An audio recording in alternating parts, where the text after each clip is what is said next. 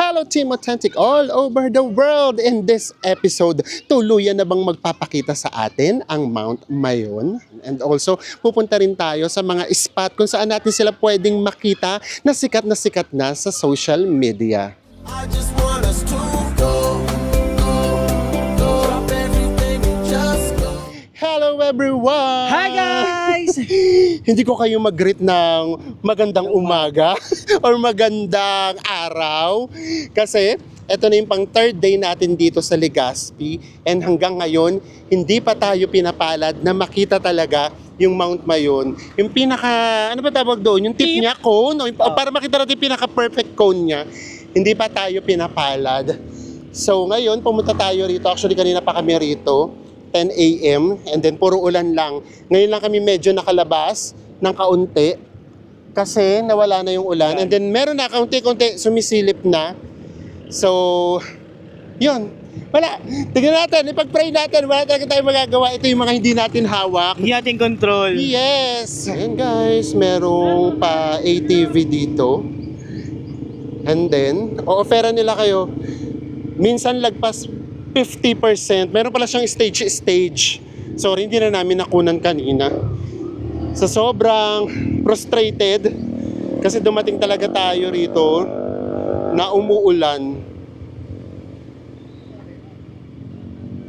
Inoferan tayo ng tricycle driver natin kanina papunta dito. Ito, wala si Mount Mayon pero ito naman yung view natin. Kahit papano, nare-relax na kami. Pinapakinggan na lang namin yung tunog ng ilog. Nandito tayo sa harapan ng Mount Mayon. I mean, nakatalikod tayo sa kanya kasi wala naman siya. Mamaya na namin sa inyo ituturo yung transportation, kung paano kami nakapunta dito na DIY. Kasi baka nga hindi nyo tumapanood. Charot! Dahil baka hindi namin makita ang Mayon. Mamaya namin sa inyo ituturo. So ngayon tara. Lapit na tayo doon sa pinaka-entrance. And then, kapag ka medyo naging visible na yung Mount Mayon, tsaka tayo papasok. Dito meron na rito mga tindahan, no? So siguro kain na lang muna tayo dito habang naghihintay. And after 2 hours of waiting, hindi na namin binablog lahat. Guys, Diyos ko, ang daming exciting part na nangyayari. Kunyari, bigla ka siyang lilitaw ng kaunti. Magpupuntahan Oo. lahat doon. Sa mangyayari guys, bigla namang may tatakip na naman ng ulap. So madidismaya na naman lahat. Tapos bigla na namang aambon ng very light. So ngayon, nakikita nyo naman siguro sa reflection namin, medyo umaaraw. Meron ng mga nagpapasukan. At eto na, meron na nag-ATV. So meaning, gumaganda na talaga ang panahon. This is it. Nakikita na namin ng kaunti. Pero surprise muna. Gusto namin sa inyo ipakita kung worth it ba yung paghihintay natin ng matagal. Ganun katagal, no? Oo. Ay! Kasi guys, last chance na namin today. Dahil kailangan na namin bumalik ng Manila bukas. Dahil mag-e-election. So ayaw naman namin na i-sacrifice yung pagboto. So kung hindi natin makikita kasi yung Mount Mayon, hello po, sinabi na namin na baka hindi pa ito yung perfect time. So tinanggap na namin. Pero eto na, nagkakagulo na. Let's go! And nandito na nga tayo. We have to pay 45 pesos. For adult, 45 pesos. Senior and PWD, 30. And student, 10 pesos. Hi guys, kung pwede lang sana namin sa inyo ikuwento lahat. Pangatlong araw na nating naghihintay sa Mayon. Talagang hindi tayo pinalad, lalo na kahapon. The whole day, umulan talaga. Medyo inalatay kahapon. Inalat tayo. So ngayon, makikita na ba natin siya? Ready na rin ba kayo? Uuwi ba tayong bigo? Ito yung palagi lang natin nakikita sa ating Hekasi book. Ngayon, nandito na tayo. Eto na ang Mount Mayon! Finally, nakita na natin siya. Ay, grabe. Goosebumps, guys. Kasi 'di ba? Dati sa history lang natin 'to nakikita. Ngayon, nandito kami mismo sa harapan niya. Thank you, Lord. Pwede na bang umiyak now? Charot. Actually, bukod sa nakakaiyak yung ganda niya sa true lang, yun din kasi talagang pinagdaanan namin. 3 araw tayong naghintay. Pangalawang araw na nating bumabalik dito. And now, finally, lumitaw na siya. Finally, nakikita na natin siya. Ayan. Oo.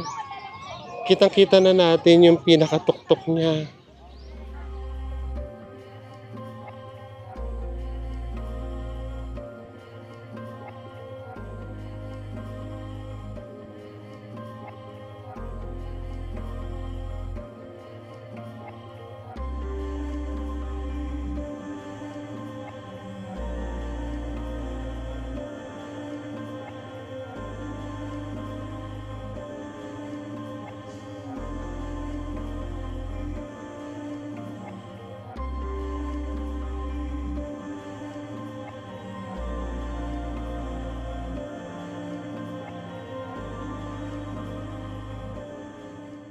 Ayan, so finally, nakita na natin siya. Pwede na ba tayong umiyak? Oo, medyo nakakaano siya kasi talagang frustrated. Sentino. Oo, frustrated na kami kasi sabi namin ito na yung last chance namin today. Dahil kailangan nga talaga nating umuwi na ng Manila. Kasi syempre ayaw naman namin palagpasin yung elections. 'Di ba? Diyan lang tayo minsan nagiging pantay-pantay, mayaman, mahirap, or pinakamayaman. So, isa yun sa mga karapatan natin na kailangan natin in-exercise. Kaya uuwi talaga tayo for elections. So, nawawala na kami ng pag-asa. And yet, God is good. Pinagpala tayo. Ngayon, nakita na natin ang Mount Mayon. Pero syempre, hindi siya magtatapos ng lahat. Tara, ikot namin kayo ng very light para makita ninyo yung mga kaganapan. So, dito tayo galing sa harapan. And then, marami pa yung tao. Kasi kanya-kanya talagang hanap ng photo spot. Ito. Tara. Famous din tong anong to pond na to. Isa rin to sa mga nakikita natin sa mga reels. Diba? Ang ganda naman talaga. To be honest, ayun yung lumalakad na ganyan si ate, diba? Ganda, no? Tapos yung tutuloy tayo dito, patuloyin natin sa Enzo. Sa Enzo naman ang gawin nating bida for today. Ayan dito, tutuloy dito sa Enzo. Ayan ayan ikot-ikot ka na kaunti. Ang ganda. Diba? Mayon is iconic.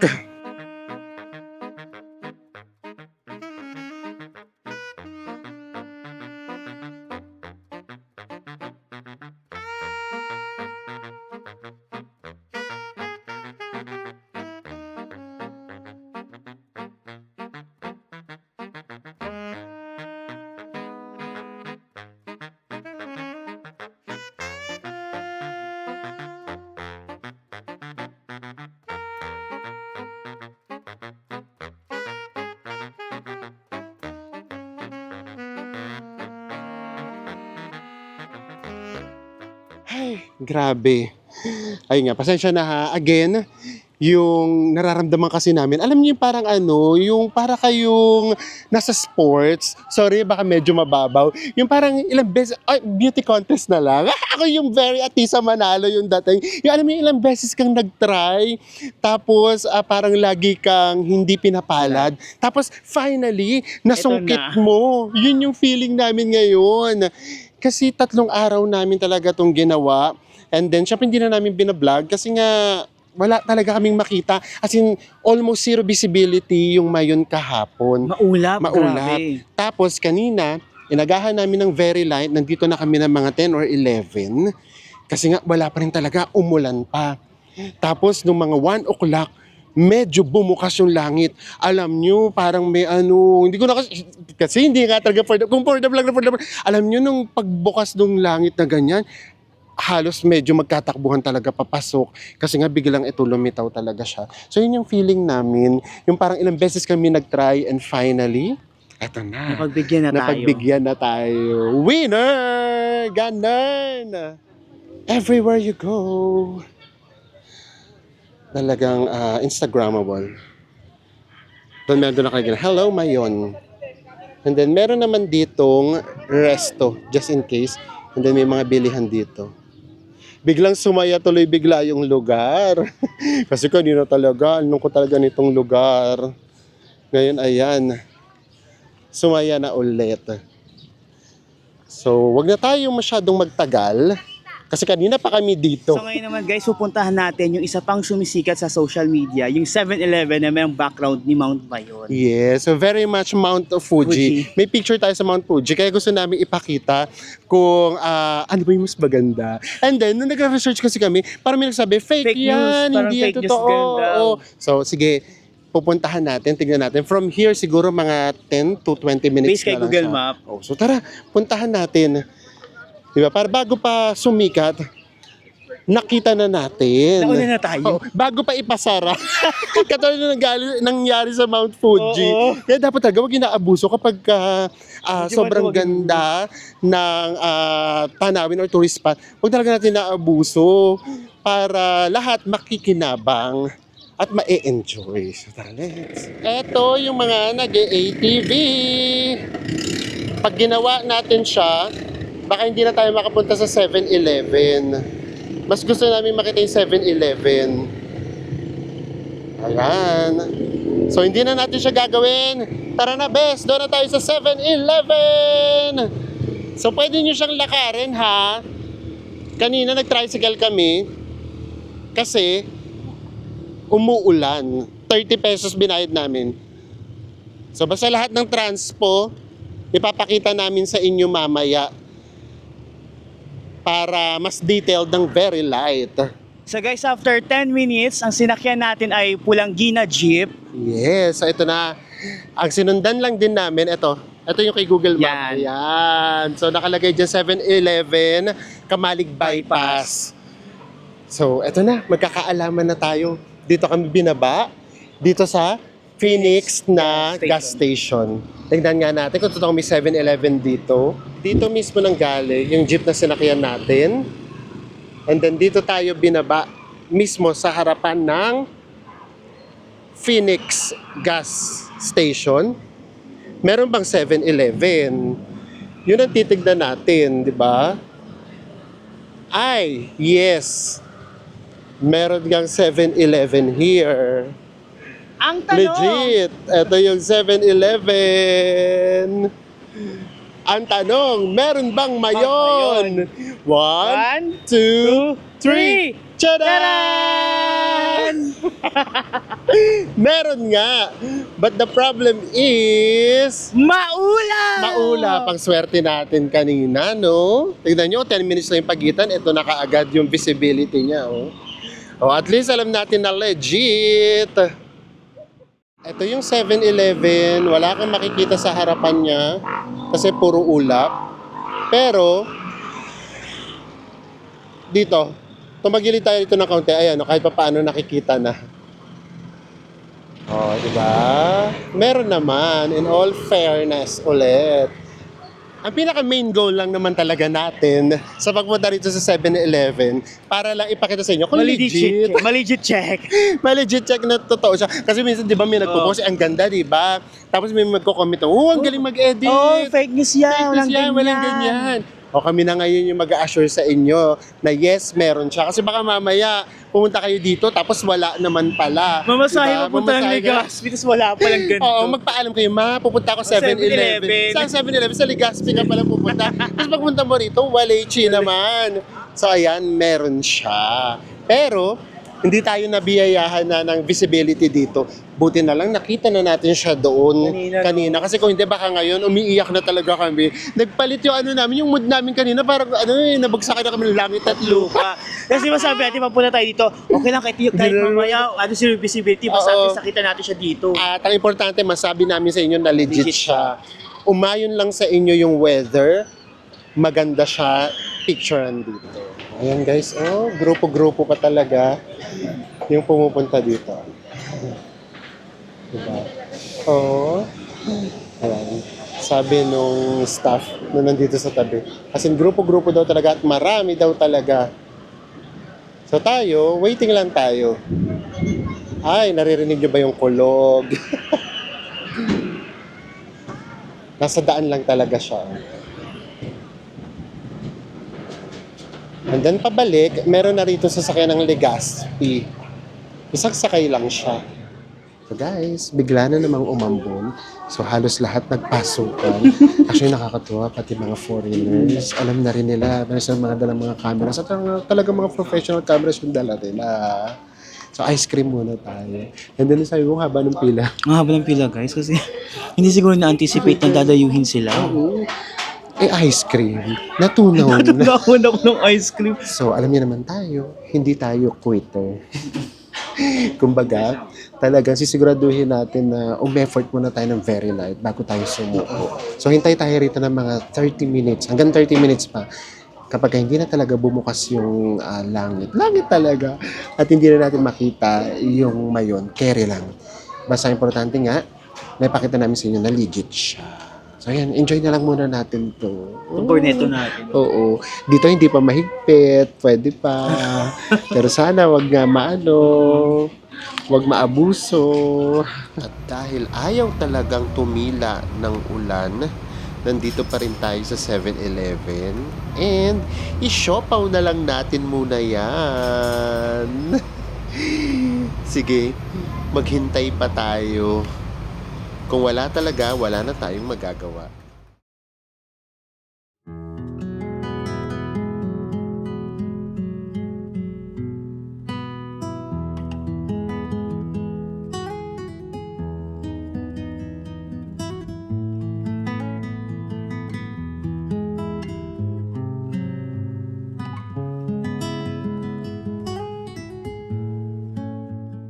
Good morning! Maayong buntag guys. Kumbaga, kung tutusin, ito na yung day 4 natin, kakahanap sa Mayon. And then, sabi nga namin sa inyo, hindi kami madaling mag-quit. Inabutan tayo ng ulan kahapon sa 7-Eleven, hindi na siya talaga tumigil. Naghintay kami doon hanggang 5, wala na talaga. So, umuwi na lang kami. And then now, familiar naman siguro kayo doon sa nakita nyo kaninang shot.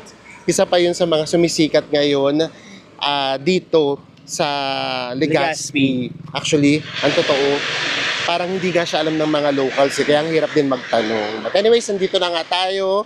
And then, pakita namin sa inyo yung situation para lang, kung magpapakita siya sa atin, okay. Kung hindi rin naman, okay lang din naman. At least nakita na natin siya kahapon. Ito mismo, yung sikat na landmark. Diba? Si Our Lady of Salvation. And then ito guys, Mayon to. Kaya lang grabe yung ulap. Apakailap ni Mayon. Pag ito bumukas, ang ganda ng magiging view natin. Diba? So for sure, ilang beses nyo lang nakita to. And now we are here. Alam nyo kung ano yung maganda? Parang nire-ready nila for tourist.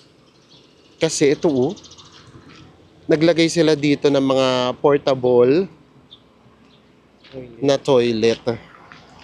Community talaga siya, guys. Wala masyadong tao, no? Wala pa kasi talaga nakakaalam nito. Halos. Yung iba rito, humihinto lang, nagpapapicture, ayan, Pero hindi ito yung tinatambayan ng mga turista.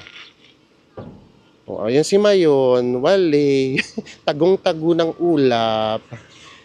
So, nag-decide kami ni Enzo na maghintay kahit mga 1 hour. Kasi hapon pa naman yung balik natin sa Manila. Tapos na yung mga nagpapapicture, lapitan natin siya ng very light. Ito nga yung Our Mother of Salvation. Ang taas niya din, oh. And then talaga, ano, meron talaga siyang sinisave. Diba? Kung nakikita nyo lang sana yung ulap kung paano siya umaandar palayo sa itaas niya. Ang ganda rin. And then, eto nga si Mayon, hiyang-hiya, ayaw magpakita. So, nangyari rito, humihinto lang talaga sila. May mga nakakotse, may mga nakamotor, yung mga riders. And then the usual, may nagja-jogging, may mga naglalako na rin ng paninda, taho. So, yan ang kaganapan. Hindi pa talaga siya as in kilalang kilala for tourist spot. So guys, time check. 30 minutes na yung nag-aantay na magpakita si Mount Mayon sa atin. Yes, and wala pa din. Praying pa rin tayo. Again, hindi tayo quitter. So sige, mga 1.5 hour tayo maghihintay. Nagpapalitan na nga. Actually, wala naman masyado naghihintay. Bababa sila, pipicture dito kay Our Lady or Mother of Salvation. And then, alis na sila kasi hindi na nila mahintay na bumukas yung Mayon. So tayo, wala naman na tayong ganap. Hintayin na lang naman natin yung bus natin mamayang gabi or hapon. Kaya sige, hintay tayo dito mga 1.5 hour. Diba? So ayan, actually yung paligid niya rin, maganda siyang tingnan. Para tuloy naisip ko na, ganun din pala, meron din pala sa Pilipinas, yung parang sa Japan, na yung pagka in-explore mo yung mga hindi masyadong kilala, may enjoy mo din, as in nature na nature din. Tara, lapit tayo ng fairy light, ha. Ayan, oh. Ito si Mayon, tagong-tago talaga siya. And then pagtawid nyo, rice fields talaga to, oh. Ang laking area niya. So nature na nature talaga yung mafe-feel ninyo. Bakit kasi hindi dito napunta si Mayon? Kung nandito si Mayon, okay sana, ang ganda. Si Mayon daw ang nag-adjust sa atin. Diba? 4 days na natin hinahanap si Mayon. Ayaw talaga. Time check. 1 hour na tayo naghihintay. Ayan si Mayon. Pinapakita niya na yung tuhod niya, kumbaga. Kanina, talampakan. Ngayon, may tuhod na. Grabe naman kasi yung ulap talaga. So, basta hintay pa rin tayo. Sige, 1.5 hour tayo maghihintay. Kapag kawalay pa rin talaga, sumuko na tayo. Minsan talaga, hindi talaga sa atin umaayon ng panahon at pagkakataon. Nagkakatip na siya, tingnan mo sa gitna. Saan? Ayan o, ito, ayan. Sige. Konti pa. Konti na lang. Hintayin natin. 30 minutes pa tayo maghihintay. Guys, after 1 hour and 45 minutes, mukhang wala na talaga. Kasi ito pa yung ulap, nakakaharapin. Nakita nyo ba yun? Mukhang uulan pa. Ito si Mayon, nagtago na ulit. Ano ito, oh? Nakakwentuhan namin. Mga taga Camarines Sur pa sila. Malayo-layo. Diba? Maganda rito, nakakakwentuhan natin yung mga locals din. Kasi wala pa masyadong turistang nakakapunta dito, eh. So kapag wala talaga, wala na tayong magagawa.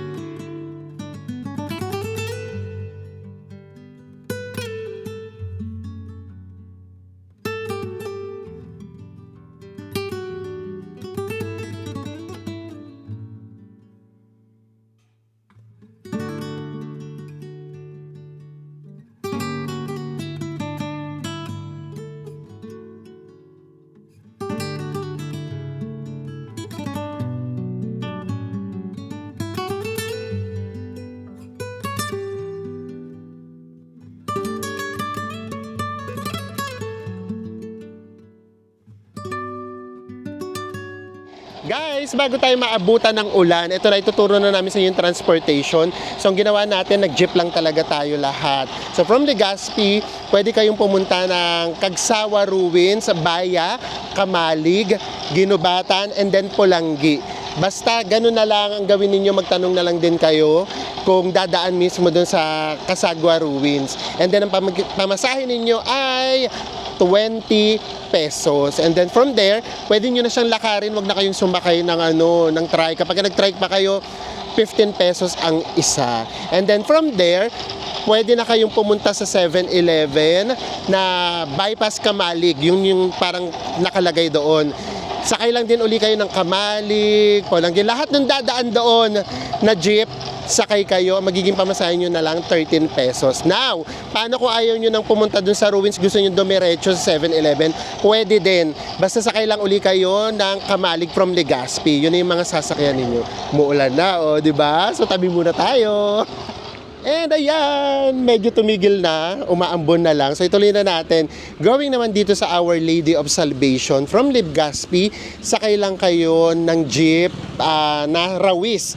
And then, baba kayo sa Tamauyan Road. Basta ipakita nyo lang yung picture, guys. Yun lang talaga yung magiging gabay nyo. Tumingin kayo sa map and then pakita nyo yung picture sa mga drivers kasi yung iba talaga hindi talaga alam. Meron pang ang time na yung mga sakay nagtalo-talo pa kung saan talaga siya. Meron, hindi, diyon yan sa Daraga, hindi, dito yan. So, ayun talaga, pakita nyo lang talaga yung picture. Hindi pa kasi talaga siya popular. And then, from there, baba kayo, sakay lang kayo ng tricycle. Yung tricycle, 15 pesos lang. Dito na kayo mismo ibababa. So, ayan, ang magiging guide ninyo. Napakamurang mag-DIY, kaya nag-DIY lang kami.